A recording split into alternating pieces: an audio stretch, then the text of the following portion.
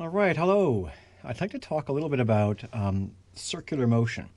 And this is an extremely important topic in physics.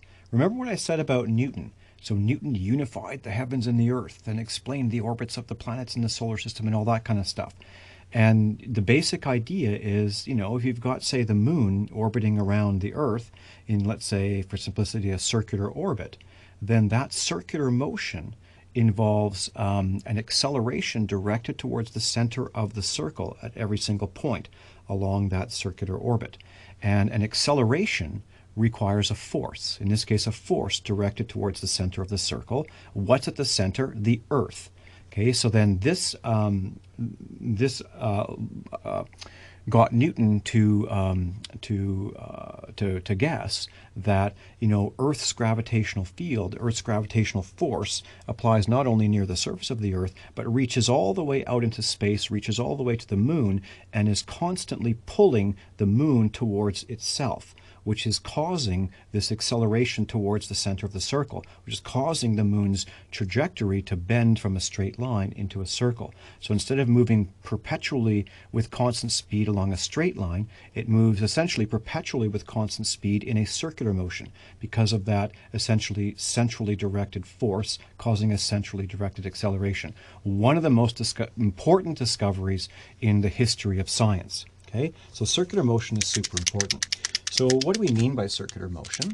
Well, generally speaking, by circular motion, what we mean is we have a circle and we have an object which is moving on that circle. Now, it could be uniform circular motion. It means it's moving with constant speed, okay, either counterclockwise or clockwise around that circle, or it could be non-uniform circular motion, in which case the speed could be changing. Okay, so it could be moving slowly and then starting to move faster and faster and faster, or it's moving this direction, then it slows down, stops, and then goes backwards, and so on. So by circular motion, we mean any kind of motion where the object is constrained to lie a fixed distance from some central origin point O. Okay, so that's all that we really mean. And so here is the object and its position relative to the center of the circle. And this circle can be a horizontal circle, a vertical circle, a circle. It's just a circle in a plane. And the plane can be oriented horizontally, vertically, at any angle you want. Okay? And so we're just taking a top-down view of whatever's happening here. Okay? And so the position of the object relative to our origin point is this vector r.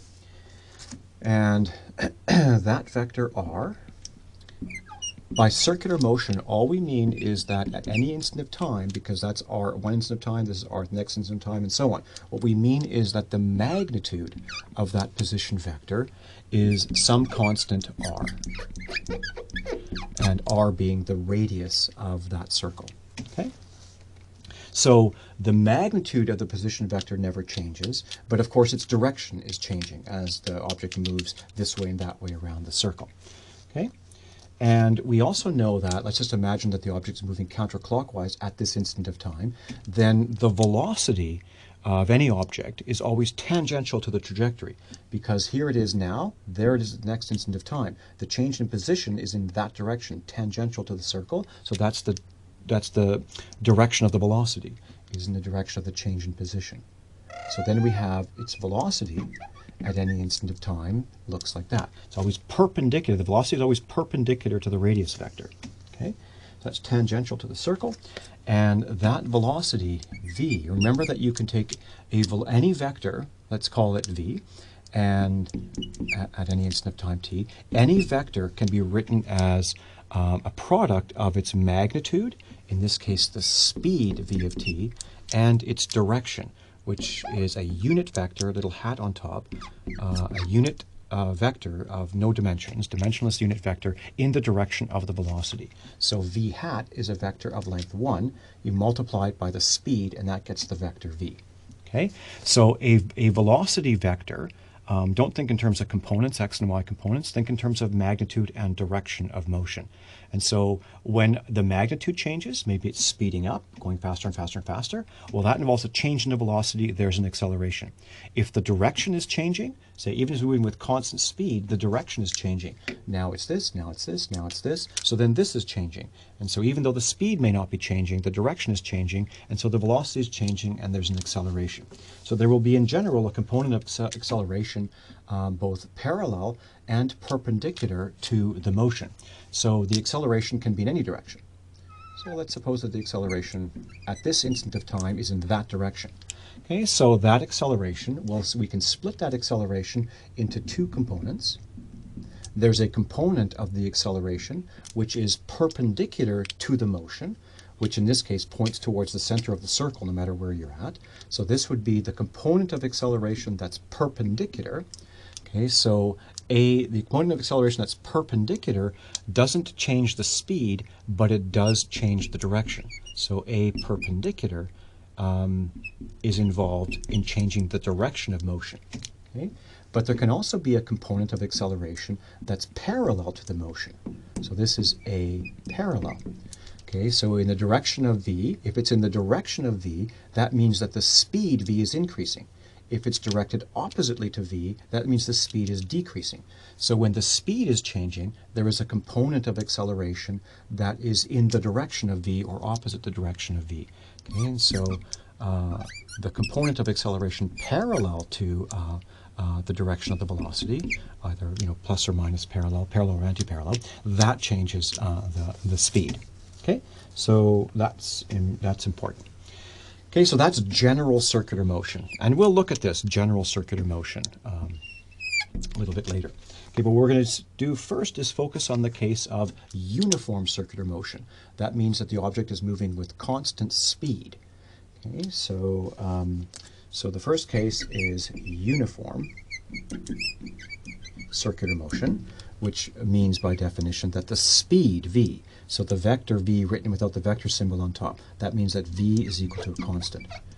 And if the speed is constant, what changes the speed is a component of acceleration in the direction of motion. But if the speed is constant, there's no component of acceleration parallel to the motion. So that leaves only a component of acceleration perpendicular to the motion, this guy over here. And that's what we're going to try to figure out. So you know the answer, the magnitude of this centripetal acceleration is v squared over r. We're going to talk a little bit about that, okay? Because it's a beautiful derivation that, it's worth seeing a couple of times, even if you've seen it before. Okay, so here's how the derivation works. Beautiful geometrical argument. So what we're going to do is draw a portion of the circle, and we're going to draw it down here. Okay, this point over here is the very top of the circle there, and the center of the circle is, say, down over here. And we're going to consider the object is moving with constant speed around this circle, say counterclockwise, and we're going to consider two instants of time, initial and final. The initial time will be when the object is a little bit before hitting the top of the circle. So this is the initial position, vector, r initial relative to the center of the circle, okay? And then we're going to take a symmetric amount of time elapsed after it has passed the center of the circle. Okay, so this is going to be the final position. So this is r final. Remember that the lengths of these two vectors, r initial and r final, are the same. They're equal to this constant r, the radius of the circle. Okay? And then we say, okay, well, that's the position vector. But what about the velocity? Well, velocities are always tangential to the trajectory. So at this instant of time, the velocity vector is, say, this, v initial. And then at the final time over here, the velocity vector is of exactly the same length. It's just the speed v, but its direction has changed from this to this. Okay, so it looks like that. That's v final. Both v initial and v final vectors have exactly the same magnitude, okay, but they have different direction.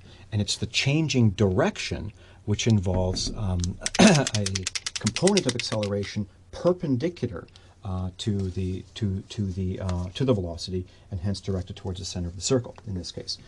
And so we're going to imagine that this going from R initial to R final or V initial to V final, that involves an amount of time, delta t. Okay, so during that amount of time, delta t, there's been a change in the angle of the position vector from R initial to R final. So the position vector has swept through an angle, let's call that delta theta, during this time delta t. Okay, so we have that. And the final thing we want to put on this diagram is the change in the position vector. So the initial position is here, the final position here. What vector do you have to add to the initial vector to get the final position vector? Well, that's this vector. So it's a chord of the circle. It's a straight line. Okay, and this is, we'll call this delta r. You know, r final minus r initial is that vector. That's the displacement between initial and final times. The path it took is curved, but the displacement is just that vector. What else do we need? Good. Okay, so now comes the really cool thing. So there's a beautiful geometrical argument here. Okay, so we will construct two triangles. And these two triangles are both isosceles triangles, and they are similar. Okay, so let's see. So what does that mean? Well, so here's obviously a triangle. So let's redraw that triangle over here. So that looks like this. Okay, so the length of this side and the length of this side are both equal, and they're equal to r, the radius of the circle.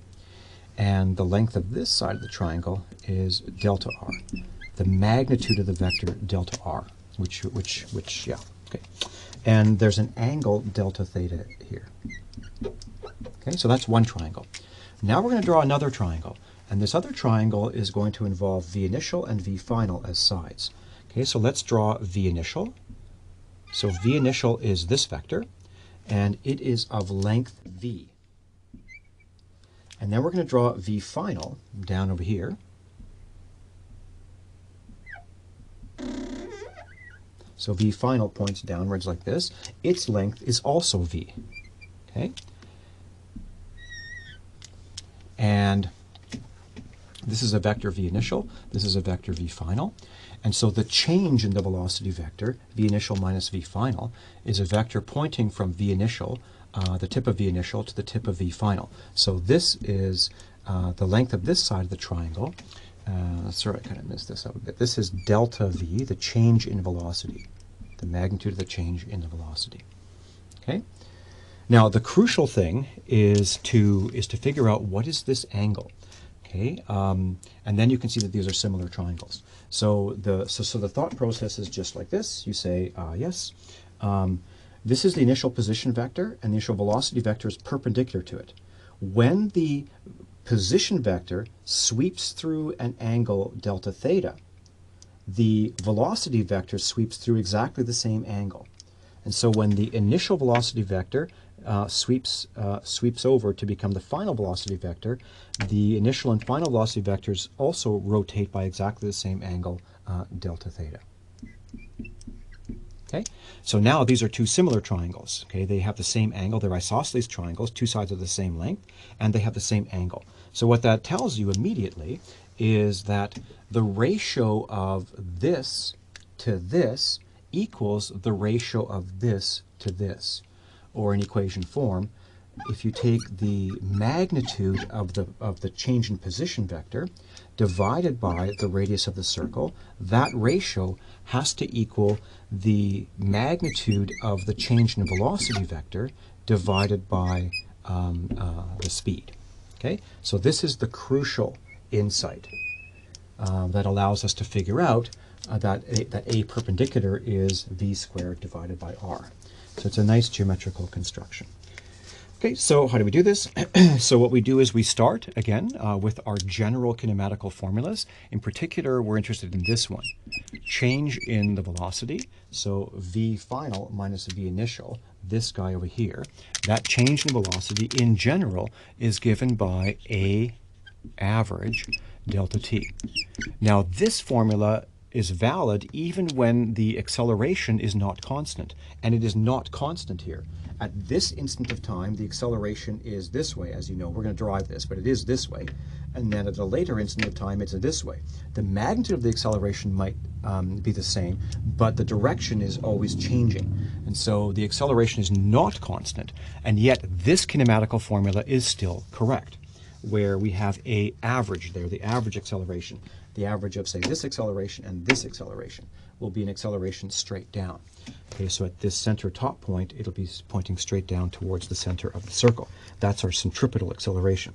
Okay, so then we say, yes, this equation tells us that A average, we'll just rearrange it, is equal to the change in the velocity vector divided by the scalar delta t. And this vector here, so you can see that because of this symmetrical construction, as I just said, there's an acceleration this way at this point, there's acceleration this way at this point, so the average acceleration is going to be an acceleration pointing straight down. And that acceleration is, at this central point, perpendicular to the motion at that central point. I forgot to mention, the idea here is that, you know, we draw the diagram with these 2 points fairly separated so that we can, you know, easily draw the diagram and show everything on it. But we're always thinking of the calculus limit, in which case delta t is shrinking to 0, which means these 2 points are getting closer and closer and closer to that top dead center point. Okay, and so then in that case, you can clearly see that in that limit, this acceleration and this acceleration clearly average to an acceleration which is perpendicular to the motion at the top, in other words, directed towards the center. And so that is a perpendicular, okay, at the very top. Okay, and so let's work this out. So the direction of A average, so direction of A average, of that average acceleration, or that perpendicular, that direction, is because this vector is proportional to delta v, the direction of this vector is the same as the direction of delta v. Okay, that's just dividing by a scalar, just rescaling it. So the direction of A average is equal to the direction of delta v, and we know that the direction of delta v, this is v initial, this is v final. The difference between those two, v final minus v initial, is a vector pointing straight down. And so when we take the limit that delta t goes to 0, the direction of delta v is straight down, and that's also the direction of the acceleration. Okay, and so that direction is in the negative r hat direction. So at the top of the circle, we were looking at the top of the circle. At that point, the direction is that way, okay, which is also the negative r hat. Remember, the vector r is this vector. A vector in the direction of r hat, a unit vector in the direction of r, is r hat. And so the direction of the change in velocity at that point is that way, which is negative r hat. So it's in the negative r hat direction. Now, of course, if we redid this whole analysis, say at that point, then the direction of the change in velocity and also the acceleration would be in that direction, which is also the negative r hat. Okay, so as you go around, the direction of the acceleration is always towards the center, and is always in the direction negative r hat. Okay, so we have that, that's the direction, and then we're thinking a little bit about now the magnitude. So the magnitude of A average, so what is that going to be? The magnitude of A average is equal to the magnitude of this expression, which is the magnitude of the change in the velocity divided by the change in time. Okay, so now here's where this great geometrical construction comes in. We can express the magnitude of the change in velocity in terms of the magnitude of the displacement. Okay, so delta v is equal to v divided by r times the magnitude of delta r. So this is v divided by r. How do I want to write this? Okay, just v divided by r times the magnitude of delta r, and then the whole thing divided by delta t.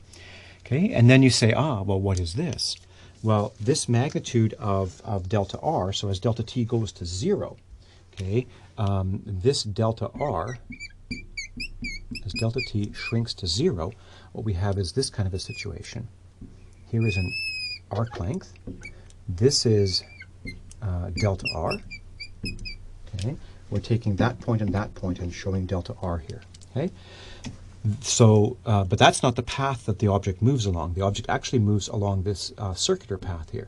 And the length of this circular arc we'll call delta s. And delta s, if these 2 points are far away, delta s is different from the magnitude of delta r. However, as these 2 points shrink closer and closer together, say we take these 2 points, then the magnitude of that straight line, the length of that straight line, it becomes equal to, in the limit at delta t goes to 0, this tiny little arc length. And so we don't have to worry. It's basically a straight line as the 2 points get closer and closer together again. So in that limit, we have that delta r is equal to,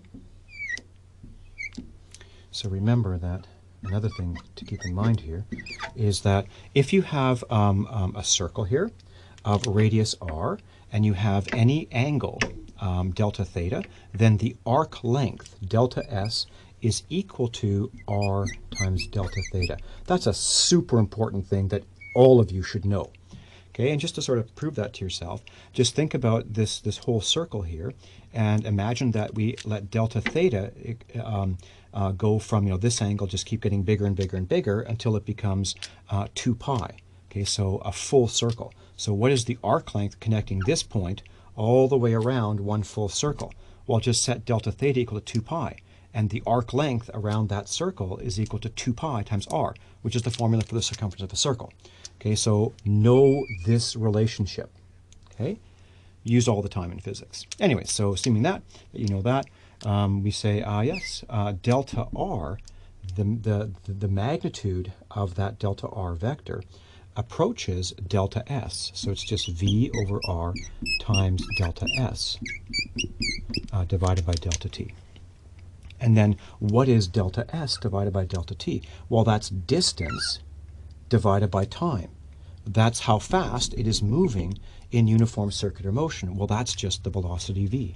So delta s divided by delta t is the speed. So you get a v squared divided by r.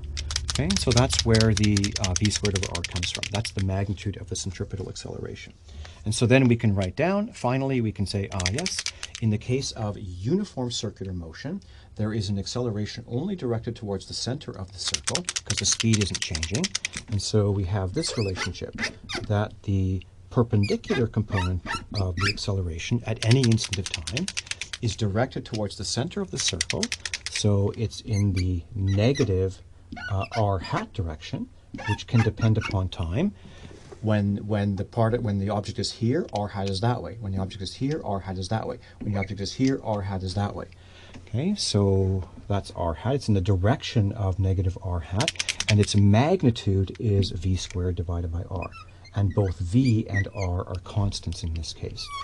So what's changing with the acceleration vector is not its magnitude. Its magnitude is always v squared over r. What's changing is its direction. At this point, it's directed here. At this point, it's directed in that direction. This point, it's directed in that direction. So at all instants of time, it's directed towards the center of the circle. Okay, so that's uniform circular motion. And one thing I want to say about this, just one other thing to say about uniform circular motion, is I want you to really sort of get an intuitive feeling for why do we need this component of acceleration towards the center. And it is associated with a force towards the center. In order to cause something to move in a circular orbit, we need a force directed towards the center. And this is super important that you understand this intuitively in your gut. Okay, so as a physicist. So let's suppose that we have an object. Suppose that we're in the middle of empty space. There's no gravitating objects around. There's no forces acting on the object. We throw the object, and this thing then just drifts with a constant velocity. So it's moving along a straight line with constant speed. Okay, so there it is doing that. Okay, and so what do I want to show? I guess I want to show the velocity. Okay, so it's got this velocity at this instant of time. Okay, and so if we did nothing, if we exerted no forces, this object would continue to move on that straight line with constant speed. In other words, the velocity remains constant forever. It would just do this in perpetual motion. Okay, great. And if we were to apply a force in this direction, it wouldn't change the direction of the velocity, it would change its magnitude. The speed would increase. Okay, it'd be moving faster and faster and faster along that straight line. If we applied a force in a direction opposite to its motion, the direction of the velocity would not change, but its magnitude would. It would slow down. The speed would decrease. It'd be moving like this and then slower and slower and slower. Okay? So in order to get this object that's floating through space to move in a circular orbit like the moon does around the Earth, it requires a force in this direction. Okay, so there's a force F perpendicular. So these are components of force parallel. So these change the speed, the magnitude of that velocity vector. F perpendicular, this changes the direction of the velocity. Remember, v, where did we have this? V is equal to the magnitude times the direction. Okay? So anyway, so we require, in order to change the direction of the motion, we have to exert a force sideways. Okay? And that will not change the speed. The object will continue to move with the same speed, but it will change its direction of motion. And if you repeat this argument, say at this point, if there were no forces applied, the object would just do this perpetually, forever. Okay, so you have to apply a force in that direction to change its direction of motion. Okay, so yeah, so that's something to understand, really intuitively in your gut. You need to understand why a force needs to be directed towards the center of a circle to make something move in circular motion. Okay, very good. Now, one last thing I wanted to talk about was non-uniform circular motion. Okay, so let me leave this up and let's go to point number 2 here, which is non-uniform circular motion. So in this case, the speed is going to be changing. It might be increasing or decreasing, and that's going to require a component of, or that's going to involve a component of acceleration, which is tangential to the circle, like in the direction of motion. Either, plus direction of motion, speeding up, or opposite direction of motion, anti-parallel, slowing down. Okay, so let's see. So, right. So this is non-uniform circular motion.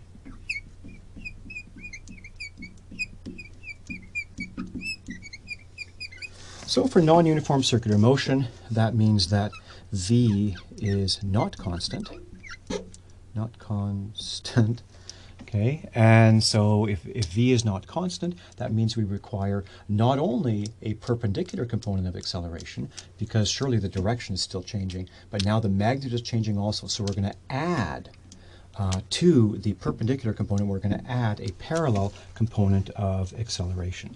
So that means that the parallel component of the acceleration is now not equal to 0. Constant. Okay, very good. So let's just sort of draw a little picture down here. So here we have our circle, and we have, at this instant of time, the velocity is, say, in that direction. At that instant of time, it's moving counterclockwise, and so we have some velocity vector v, tangential to the trajectory. And the idea is we would like to, for instance, increase the speed. Okay, so certainly the direction will change, but we also want to increase the speed, which means that there will be a component of acceleration, a parallel in the direction of motion. Or at the same time, that of course means we need a force in that direction, okay, to increase the speed of the particle in that direction. So if there's a component of acceleration in that direction, that means that this speed is increasing. If the component of parallel acceleration is anti-parallel to the velocity, then the speed is decreasing. So the speed decreasing. Okay, so we have that. But associated with that, as soon as we have a velocity, remember, as soon as we have a velocity, this v squared is going to be not 0, and so we're going to have a perpendicular component of acceleration as well, whose magnitude is the instantaneous speed v squared divided by that constant radius r. Okay, and so the a parallel, what is that a parallel? Well, we can just write this down. We can just think in terms of motion along a line. So just take this circular motion and just like stretch it out into a line. Okay, and so this point over here corresponds to this point. Motion around the circle there is kind of like motion along this line. Ignoring the perpendicular component of acceleration, the parallel component of acceleration is just increasing the speed. So you've got an object moving along, say, the x-axis, and to increase the speed, associated with an increase in speed, you have a component of acceleration parallel to that velocity. And the acceleration is the time rate of change of the velocity, or the time rate of change of the speed. So the perpendicular component of acceleration at any instant of time is just going to be, it's going to be in the direction of v hat at that instant of time. Okay, and it's going to have a value which is going to be the time rate of change of the speed. Okay, so that's the perpendicular component of the acceleration. And you can see that this makes sense because at this instant of time, say v hat is in that direction, if the speed is increasing, that means dv dt is positive. It means that we have a component of parallel acceleration in that direction, the direction of v hat. If the object is moving in that direction, okay, so v hat is in that direction, but suppose the speed is decreasing, that means dv dt is negative. That means the component of acceleration parallel to the motion is opposite to v hat. So it's that way. So this is for speed up, this is for slow down. Okay, so that's great. And so in general, we have this relationship. The acceleration in non-uniform circular motion has two components. There is a component that's perpendicular to the motion, which is always present as long as there's a non-zero v. Okay, and then if the v is changing, there is a component of acceleration parallel to the motion, tangential to the circle. Okay, and associated with these components of acceleration are, of course, forces perpendicular to the circle towards the center and parallel to the circle, tangential to the circle. Okay, and what are they? So a perpendicular is this expression, so it's negative v squared divided by r in the r hat direction. And then there's a positive dv dt in the v hat direction. Okay, so that is the general expression for acceleration of an object in non-uniform circular motion. And let me just give you one quick example of this. Maybe we can fit it down here. Okay, so the idea is, just imagine, simple situation. You got a rock tied to the end of a string, and the idea is it's sitting down there just at rest, and what you want to do is you want to grab that string and you want to swing it around your head. You want to get that rock moving in circular motion, okay? Uniform circular motion at some speed. So when you start out, this is eventually going to be its trajectory. It's going to be moving in this circle, over your head, okay? But in order to get it to move in that circle over your head, this is the center of the circle, what you need to do, and you can see this when you do it, when you actually do this, your arm is first stretched way out, and then you go like this, and you whip it around like this. Your arm is stretched out. And then as time goes on, it's moving faster and faster and faster. Eventually it's moving into the constant speed, and your hand moves through smaller and smaller circles.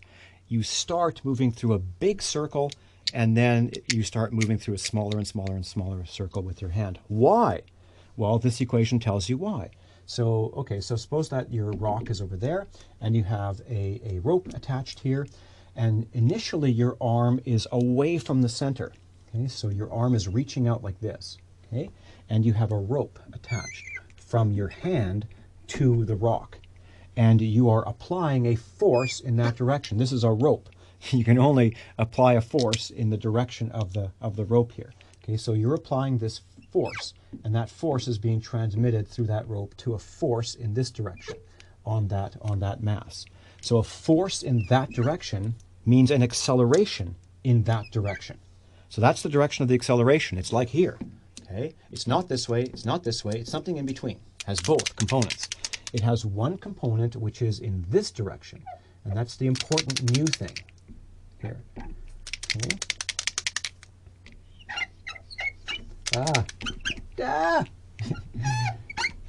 Okay, let me see if this green one will work a little bit.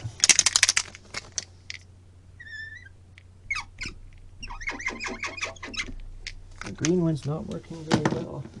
What about the other green one? Oh yeah. Okay, so there's a component. This is a force or an acceleration. So there's a force or acceleration in this direction, tangential to the motion, but also a component of force. I didn't draw that one very well. Okay, so this force or acceleration has a force or acceleration component tangential to the motion and a force or acceleration component perpendicular to the motion. This one is the important one right now. What it does is it exerts a force in that direction. This thing starts with 0 speed. In that direction, it will increase the speed of the object.